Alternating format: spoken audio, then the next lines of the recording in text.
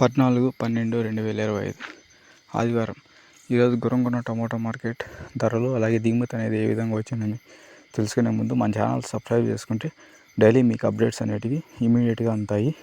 ఇంకా దిగుమతి గురించి మాట్లాడుకుంటే దిగుమతి అనేది నిన్నట్లాగే సేమ్ యాస్టిస్ నిన్నట్లాగే ఉంది దిగుమతి. ఇంకా ధరల విషయానికి వస్తే థర్డ్ రకం క్వాలిటీ